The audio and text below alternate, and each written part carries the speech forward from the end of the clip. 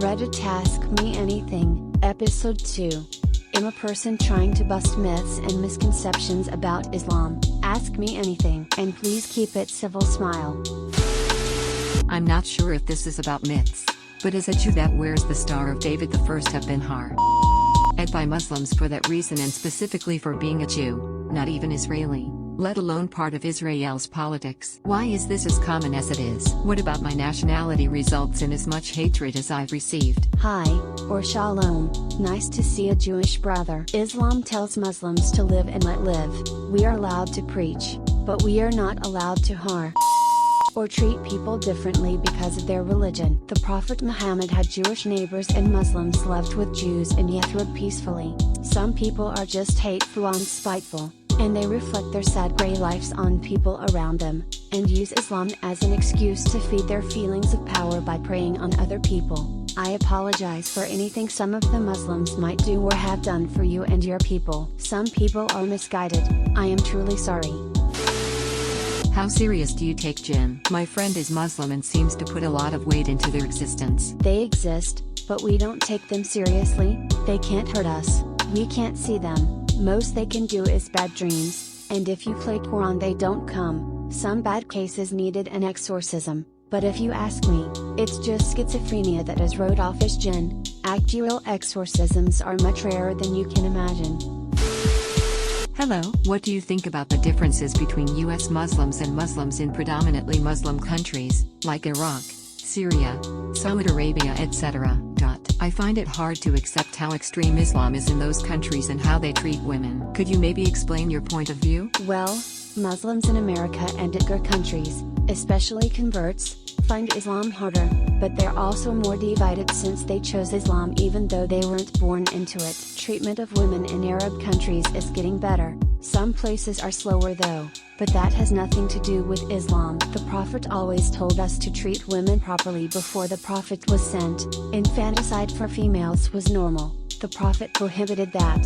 He told us to treat women better than we treat a fragile piece of clay. He told us to ask their opinion. We can't force them to marry someone. They can work if they choose to. Islam also says that if the woman doesn't want to cook or clean, the man is required to hire a cleaner or do it himself. Literally required. Also they have a say in everything and are treated equal to men, better in some cases even, and the Prophet took their votes. Yes, women vote in Islam, way before America, into account always. But some Arabs ignore the teachings of Islam. That's pure tradition. My Muslim employee once told me, as he ran his finger across his throat, women who have children out of wedlock should have their heads cut off. As he was honest and polite in normal conversation, this took me by surprise. How common is this sentiment? Very common with Arabs. While the punishment for out of wedlock is not punishable by death in Islam, some people practiced honor killings out of traditions. It has nothing to do with Islam. What do you think about the situation in Mecca? You know that nobody can go there right now. Does it scare you seeing the place so empty? Mecca is fine. People can still go. They only closed it for a deep clean. Prayers have resumed now, and it's not the first time Kaaba was closed, so hopefully everything is okay.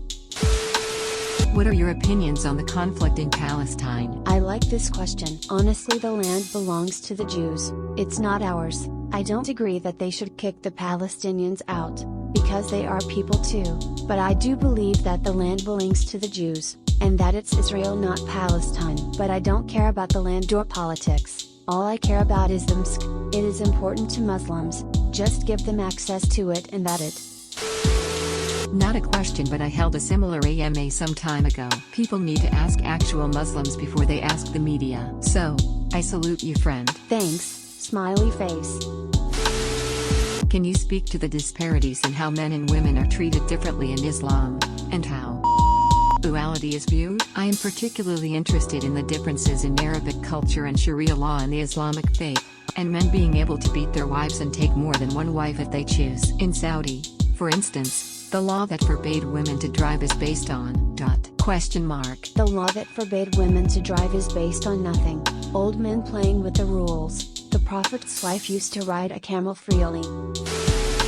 What age was the Prophet Muhammad's wife when he married her? 6, but no. Till she's of age. What's one of the most humbling lessons that you think we can learn from Islam's teachings? The fact that everyone who isn't God or his angels can make mistakes. Muhammad once ignored a blind man who was seeking Islam because he was busy trying to convert other people. There is a whole surah in the Quran about it. Moses got angry and threw the Torah and broke it. Also Moses punched the angel of death. Angel came to Moses in human form, and Yunus got tired and left his village because they wouldn't believe.